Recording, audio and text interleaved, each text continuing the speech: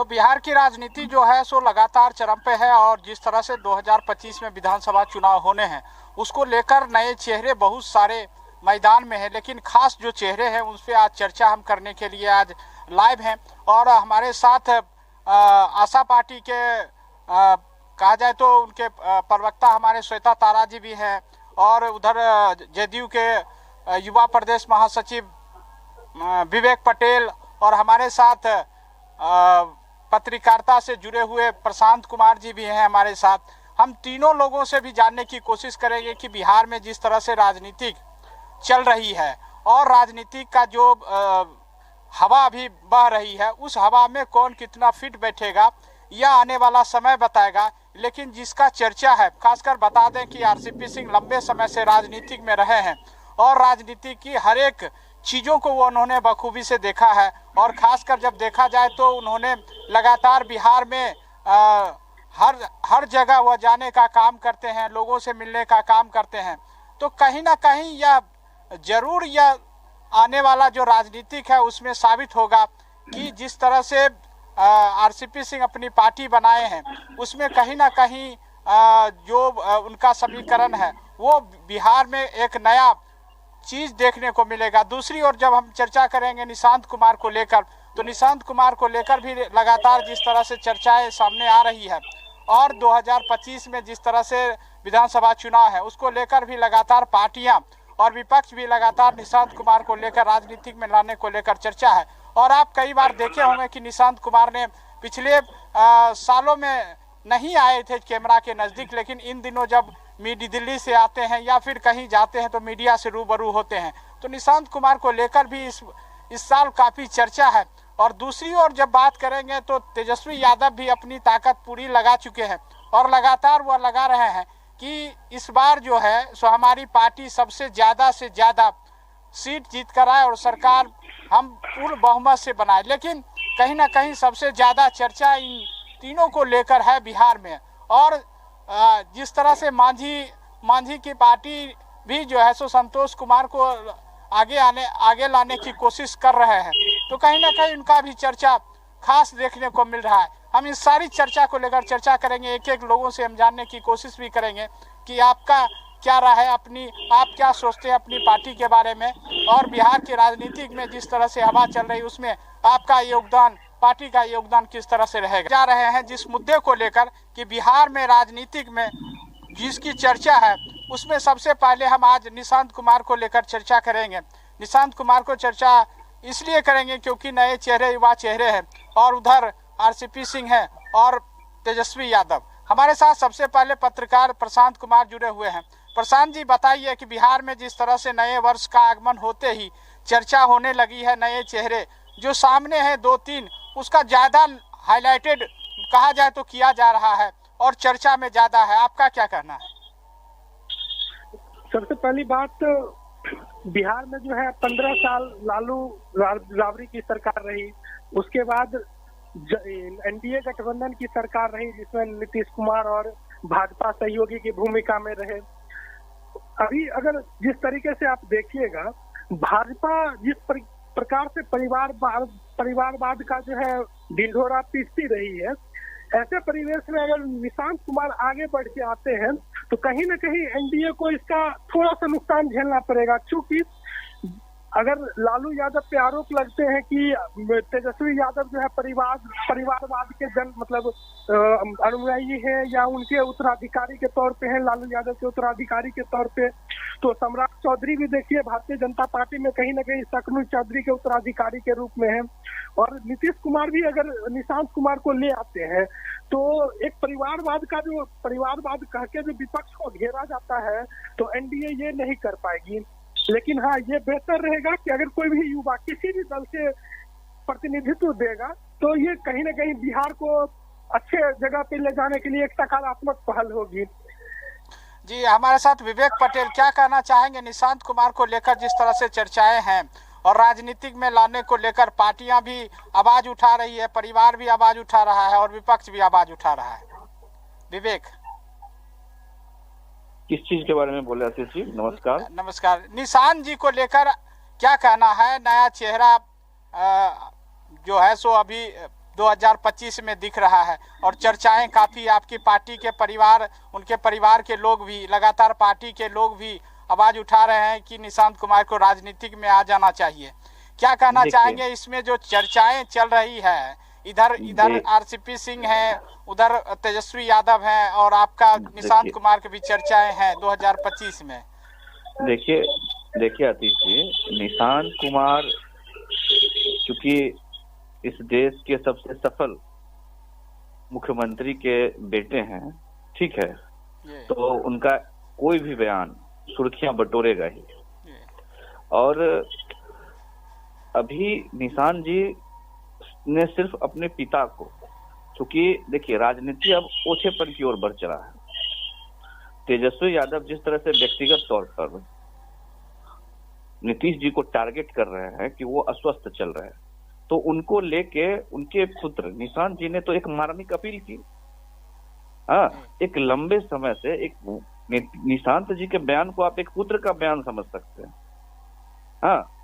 कोई भी पुत्र अपने पिता के लिए जिस तरह से होता है, आपके ही पिता के बारे में अगर कोई अनाप शनाप अगर बोलेगा तो निश्चित रूप से आप कुछ ना कुछ तो बोलिएगा ही। तो निशांत जी का बयान वैसा ही है। और जैसा कि हमारे मित्र अभी बता रहे थे कि परिवारवाद का आरोप लगेगा, तो एक लंबे समय से निशांत जी एक पढ़े लिखे इंजीनियर हैं। उन्होंने एक लंबा समय अपने पिता के साथ बिताया है, लेकिन उन्होंने कभी कोई पद नहीं लिया। परिवारवाद का आरोप तब आप लगाइएगा जब एक ही परिवार के आधा दर्जन से ज्यादा लोग राजनीति में होते हैं और सत्ता के पावर में सबको एडजस्ट कर दिया जाता है। माननीय मुख्यमंत्री जी ने कभी ऐसा नहीं किया। इवन आज तक भी कोई ऑफिशियल ये बात नहीं कही जा सकती कि निशांत कुमार जी सत्ता की राजनीति में सत्ता का लाभ ले रहे हैं। उन्होंने तो बस एक छोटा सा बयान दिया है। लेकिन हाँ, अगर वो आते हैं तो निश्चित रूप से जदयू को एक मजबूती मिलेगी, क्योंकि वो एक पढ़े लिखे सुलझे हुए इंसान हैं। उनके बयानों को आप अगर देखिएगा तो उनसे लगेगा कि वो कितने सरल सौम्य स्वभाव के आदमी हैं। उनके आने से जनता दलियों को, बिहार को काफी फायदा मिलेगा। चलिए ठीक है, विवेक पटेल जी हमारे साथ जुड़े रहे। हमारे साथ श्वेता तारा जी भी हैं, आशा पार्टी में काफ़ी बढ़िया पदाधिकारी भी हैं और काफ़ी लंबे समय से राजनीतिक में रहे हैं। तारा जी, आप ये बताइए कि आरसीपी सिंह पार्टी बनाए हैं और राजनीति का जो ग्राफ है वो बहुत तेजी से उभर रहा है, कई सभाएं में भीड़ लग रही है। क्या लगता है कि 2025 में किस तरह से आप मजबूती से आएंगे, और उनका जो मुद्दा हमेशा रहा है उस मुद्दे को आप किस तरह से जनता के बीच वोट में तब्दील करने का काम करेंगे? वोट में तब्दील करने की बात ही नहीं है, क्योंकि आरसीपी सिंह जो है वो खुद में जनता से इतने जुड़े हुए हैं, इतने जमीनी नेता हैं कि लोग उनसे जन जन जुड़ा हुआ है। और जिस नेता को जन जन से जुड़ा रहता है उसका मन नेता से जुड़ा रहता है। तो इसीलिए उनको वोट बटोरने के लिए कुछ भी कहने की जरूरत नहीं है। और उनकी जो भी अपील है लोगों से, जनता से, वो यही रहेगी। क्या? जी, वो यही रहेगी कि यहाँ बिहार जो है उससे पहले खुशहाली आए, तनावपूर्ण बिहार ना रहे, एफआईआर करण की बिहार ना रहे। अभी जो हमारे भाई साहब कह रहे थे, मित्र जो कह रहे थे जेडीयू के कि निशांत जी जो हैं वो एक सरल और सौम्य होंगे, इसके इमेज के व्यक्ति हैं, बिल्कुल होंगे, पढ़े लिखे हैं। लेकिन मैं ये भी कहना चाहूंगी कि परिवारवाद का आरोप तो फिर रह ही जाएगा, क्योंकि राजा का बेटा तो राजा ही हो गया ना। फिर बाकी लोगों को मौका कहाँ से मिलेगा? फिर तेजस्वी यादव से भी बोलना बेकार है, क्योंकि वो उनके पिताजी भी मुख्यमंत्री रह चुके हैं। तो ऐसे स्थिति में मुझे लगता है कि आरसीपी सिंह अपनी जो बातें हैं वो बिल्कुल क्लियर रखते हैं और उनको अपनी वोट बटोरने के लिए ये सब बोलने की जरूरत नहीं है। आप उनके किसी भी सभाओं को देखिए, उसमें तरह तरह से लोगों की भीड़ जमा है और हर एक वर्ग के लोग उनके सभाओं में आते हैं और वो सिर्फ और सिर्फ जनता के बारे में सोचते हैं और हर वर्ग के बारे में सोचते हैं कि कैसे बेरोजगारी मिटेगी, कैसे पलायन रुकेगा, कैसे लोगों को खुशहाली मिलेगी, कैसे किसानों को सही मूल्यांकन मिलेगा उनके चीजों का, और किस तरीके से किसान सेवा पेंशन का भी उन्होंने घोषणा किया है, जो कि आज तक किसी नेता ने नहीं किया। तो ये बहुत बड़ी बात है अपने आप में जो उन्होंने किया है। महिलाओं के लिए समझते हैं, सभी ने घोषणा कर दी है एक दूसरे को देख करके, लेकिन किसान पेंशन योजना किसी ने नहीं सोचा जो आरसीपी सिंह ने सोचा। वो एक आईएएस ऑफिसर भी रह चुके हैं, इसीलिए उनको बताने की जरूरत नहीं है कि राज्य कैसे चलता है। वो एक शासक है और शासक होने के नाते उनको पता है कि राज्य किस तरह से चलाना है। 1 साल वो कैबिनेट मिनिस्टर भी रह चुके हैं इंडिया के, इसीलिए मेरे हिसाब से वो बहुत अच्छे मुख्यमंत्री बनेंगे और इस बार 2025 में वो जरूर से जरूर मुख्यमंत्री बनेंगे और वो काफी सीटों से आशा पार्टी जो है आगे निकल जाएगी और एक बहुत बड़ी तादाद में आप देखेंगे कि आशा पार्टी की सीटें निकली हैं। जी ठीक है, आप अपनी बात रख रहे हैं। प्रशांत जी, एक सवाल आपसे जानना चाहेंगे कि बिहार में जिस तरह से आप लंबे समय तक राजनीति का जो समीकरण है, वो समीकरण 2010 के बाद कहीं ना कहीं बदलता दिखा है 2024-25 तक, जो 25 अभी चल रहा है, उसमें युवाओं की भागीदारी कितनी हो पा रही है और महिलाओं को लेकर सिर्फ बातें होती है, पार्टियां क्या कर रही है आप देख रहे हैं। कोई भी पार्टी का आप निकाल के देखें तो महिलाओं का कितना पद दिया जाता है या फिर कितनी सीटें दी जाती है, ये देखने वाली बात है। सिर्फ गरीब झुग्गी झोपड़ियों में लोगों की बात की जाती है। एसी में बैठ के लोग बात करते हैं कि हम ये कर देंगे, लेकिन दावे बहुत सारे किए जाते हैं, लेकिन ग्राउंड जीरो पर अगर हकीकत देखा जाता है तो कुछ दिख ही नहीं रहा है। तो युवाओं और महिलाओं को लेकर क्या लगता है कि बिहार इस बार जो 25 का चुनाव है उसमें क्या सजग है, कितनी समझदारी से इस बार लोगों को चुनेगा? देखिए, मैं ये कहना चाहता हूँ कि नीतीश कुमार जी ने जब से अपनी पारी की शुरुआत की तब से उन्होंने महिलाओं पे विशेष ध्यान दिया, महिलाओं के सशक्तिकरण पे, महिलाओं को घर से बाहर निकालने के लिए। जी श्वेता जी, सुना जाए पहले एक करके सुनिए श्वेता जी। जदयू कह देता हूँ कि जदयू का जो भी कार्यक्रम रहा उसके माध्यम से कहीं न कहीं महिलाओं को सशक्त किया गया, इसमें कहीं दो राय नहीं है, लेकिन उसके बजाय युवाओं पे बिल्कुल भी ध्यान नहीं दिया गया। आज देखिए, शराबबंदी के बाद युवा किस हालत में है, लोग सूखे नशे के शिकार हो रहे हैं, इस पर क्या पाबंदी लगाई जा रही है? अभी भी बिहार बंदी में शराबबंदी के बावजूद शराब मिल रहा है, प्रशासन उस शराब व्यापारी को नहीं पकड़ रहा है बल्कि पीने वाले को पकड़ रहा है। युवा कहीं ना कहीं गर्त में जा रहा है। दूसरी बात, अगर आप देखें तो युवाओं को जो है उस प्रकार से रोजगार उपलब्ध नहीं हो पा रहे हैं, क्योंकि इंडस्ट्री नहीं है, उस तरीके का सरकारी नौकरी या उस तरीके की वैकेंसी नहीं आ रही है। हालांकि कहने को कह सकते हैं कि शिक्षक बहाली में इतने सारे लोगों को रोजगार दिया गया, लेकिन उसका बहाली इतना तीव्र गति से किया गया कि बिना डॉक्यूमेंट वेरिफिकेशन के लोगों को ज्वाइन करा लिया गया। अब जब उनकी डॉक्यूमेंट का सत्यापन हो रहा है तो बारी बारी से सब पे FIR हो रहे हैं, लोगों को नौकरी छोड़ा जा रहा है, उन लोगों को हटाया जा रहा है। ये तो बात की बात है 2025 की। प्रशांत जी, बात कीजिए महिला और युवाओं को लेकर, क्या लगता है ये समझदारी से इस बार नेताओं को चुनेंगे? बिल्कुल, युवा जाग चुका है। उन्होंने देख लिया है कि भाई 15 साल इनसे ठगे गए, 15 साल उनसे ठगे गए, कभी हिंदू मुस्लिम के नाम पे, कभी किसी तरीके से बहला फुसला के बेवकूफ ही बने हैं। तो कहीं ना कहीं जब भी नेतृत्व दिया जाएगा तो युवाओं के हाथ में नेतृत्व दिया जाएगा, तभी युवा उन युवाओं के पीछे चलेंगे। लेकिन अगर ये कोई कहे कि हम फलाने को नेता बना दे रहे हैं, आप लोग इनके पीछे चलिए, तो युवा अब यह कतई बर्दाश्त नहीं करेगा। हमारे जदयू के प्रवक्ता साथी जो है बात को रख रहे थे कि नहीं, अगर निशांत आते हैं राजनीति में तो ये परिवार उनकी बात है, आप अपनी बात रखिए, उनकी बात है। नहीं, मैं इससे थोड़ी सी टिप्पणी करना चाहूंगा कि वो भी परिवारवाद ही होगा, चूंकि निशांत का कोई राजनीतिक अनुभव नहीं है। ऐसा नहीं है कि उन्होंने कोई मंत्रालय संभाला हो, कोई काम किया हो या कोई योग्यता दिखाई हो। अगर जब उन्होंने योग्यता नहीं दिखाई और राजनीति के शीर्ष पे पहुंचने का चेष्टा कर रहे हैं या पहुंच रहे हैं, तो कहीं ना कहीं इसीलिए से ये परिवारवाद का एक उदाहरण साबित होगा। नहीं, आप ठीक है। देखिए, परिवारवाद तब लग सकता है जब सत्ता में रहते हुए अपनी परिवार को सत्ता में बैठा देना, तब परिवारवाद। ये तो निशांत कुमार की सिर्फ चर्चा हो रही कि आप राजनीतिक में लाइए, और ये तो अभी राजनीतिक में वो आए कहाँ है, ना आ रहे हैं, सिर्फ मांग की जा रही है।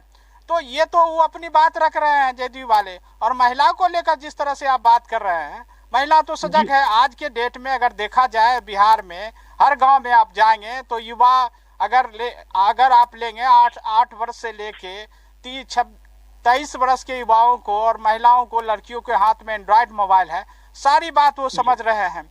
और महिला युवा इस बार 25 में सोच समझ के वोट करेगी कि सजग हो चुके हैं हम किसको करना नहीं करना है। श्वेता तारा जी, आप कुछ बोल रहे थे महिलाओं को लेकर। जी, मैं महिलाओं के बारे में ये बोलना चाहती हूँ कि मैं भी जेडीयू पार्टी में रह चुकी हूँ। मैंने आरसीपी सिंह के साथ 1 साल काम किया है। जिस वक्त वो राष्ट्रीय अध्यक्ष थे उसी वक्त उन्होंने उस पार्टी में 73% जो है महिलाओं को वहाँ पर जगह दी थी और उन लोगों को पद दिया था, जो कि किसी भी पार्टी ने नहीं किया था, जिसकी बहुत काबिले तारीफ की जाएगी, बहुत तारीफ की जाएगी।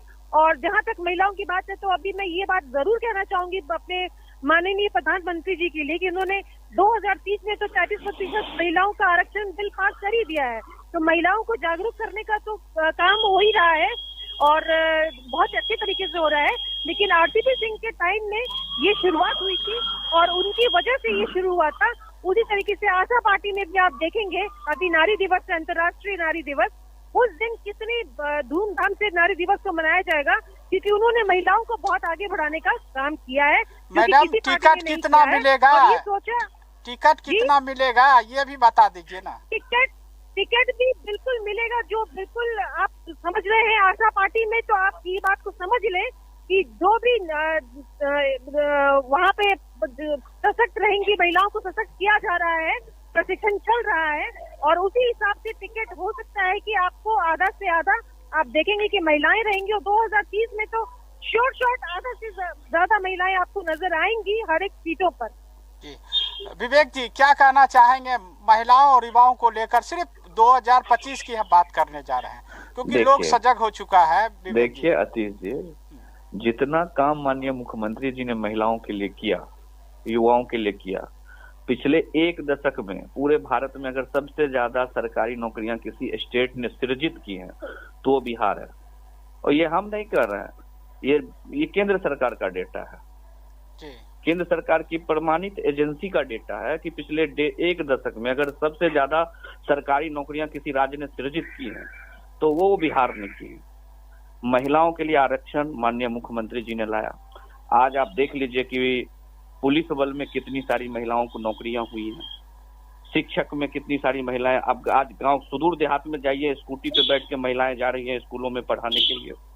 हाँ, और पंचायती राज में आरक्षण के माध्यम से जितना काम माननीय मुख्यमंत्री जी ने महिलाओं और युवाओं के लिए किया है, तो माननीय मुख्यमंत्री जी के प्रति युवाओं और महिलाओं का विश्वास बना हुआ है और वो वोट के तौर पे भी दिखता है।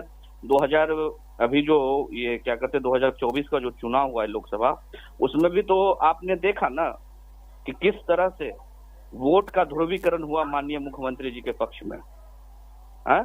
अनुमान से ज्यादा उसमें भी लोग कह रहे थे कि माननीय मुख्यमंत्री जी पे युवाओं का विश्वास नहीं है, महिलाओं का विश्वास नहीं है। वोट की जब बात करेंगे, आप 2005 में जब आरसीपी सिंह पार्टी में थे आपके, तो उस समय 20% था और उसके बाद 2010 में आप 15 सीट ले आए, 115 सीट आ गया।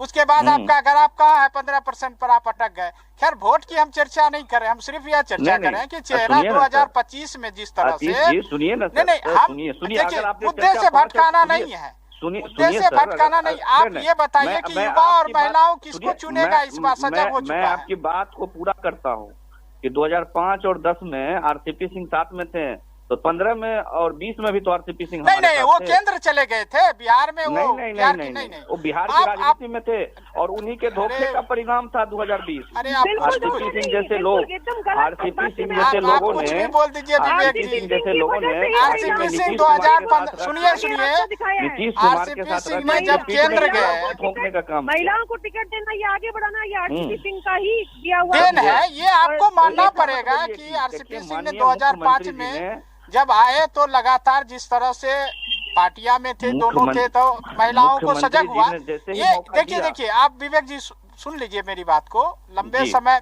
देखिए, महिलाओं को अगर सबसे ज्यादा अगर ये सब मता है, आप दिल पर हाथ दे के देखिए या पार्टी, किसी पार्टी से आप पूछिएगा, आरसीपी सिंह ने जब कदम रखा था 2005 में, तो कहीं ना कहीं वो महिलाओं को सबसे ज्यादा जोड़ने का काम किया।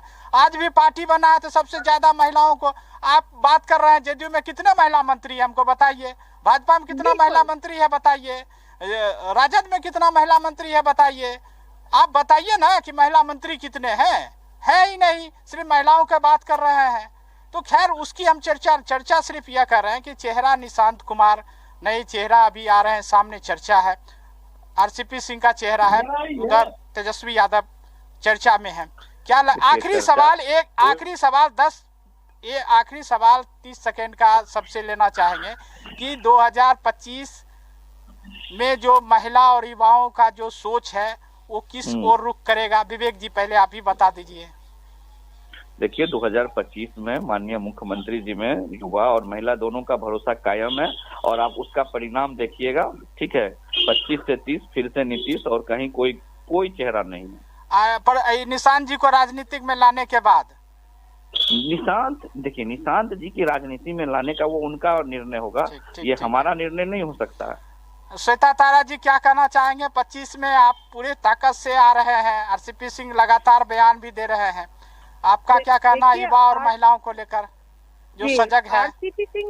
आरसीपी सिंह एक ऐसे व्यक्ति हैं जिनको की इंट्रोडक्शन की जरूरत नहीं है, उनके पॉलिटिकल कैरियर से सब वाकिफ हैं और उन्होंने जितना काम किया है जेडीयू में इससे भी सब वाकिफ हैं। अभी जो बोल रहे हैं वो भी वाकिफ होंगे अंदर से कि उन्होंने कितना काम किया है, बताने की जरूरत नहीं। जहाँ तक महिलाओं की बात है तो महिलाओं को वो सबसे ज्यादा आगे बढ़ाते हैं और आप देखेंगे 2025 के चुनाव में कि इलेक्शन जो है वो महिलाएं जो है, मुझे लगता है कि आधी या उससे कम ही सीट पर 40 to 50% सीट पर महिलाएं लड़ेंगी, क्योंकि महिलाओं को आगे बढ़ाने का काम आरसीपी सिंह ने किया है जो कि आज तक किसी भी पार्टी ने नहीं किया है। और आप महिलाओं को आगे फ्रंट पे आज इसीलिए देख पा रहे हैं क्योंकि ये आइडिया भी माननीय मुख्यमंत्री जी को आरसीपी सिंह ने ही दिया था। तो महिलाएं आगे फ्रंट पे आपको अभी और भी दिखेंगी। प्रशांत जी क्या कहना चाहेंगे? 2025 जो चेहरा है और युवा और महिला कितना सजग हो चुका है? जिस तरह से हमारे जदयू के साथी ने बताया कि नहीं, आखिरी 30 सेकेंड का है, चर्चा ज्यादा नहीं है। 30 सेकेंड में आप युवा और महिलाओं कितना सजग है उस पर बोल दीजिए प्रशांत जी। युवा जो है देखिए 10 साल से, पिछले 10 साल 15 साल से केंद्र सरकार से भी ठगा जा रहा है और बिहार सरकार से भी ठगा जा रहा है, तो युवा के पास विकल्प नहीं है। युवा एक ही महिला अच्छा विकल्प नहीं है, अपने हिसाब से सुने। महिलाओं को लेकर महिलाएं तो कहीं ना कहीं जदयू के साथ हमको जाती दिख रही है 2025 में, और युवा लेकिन असंतुष्ट हैं विभिन्न मुद्दों को लेकर। चलिए बहुत बहुत धन्यवाद हमारे साथ तीनों मेहमान को जुड़ने के लिए।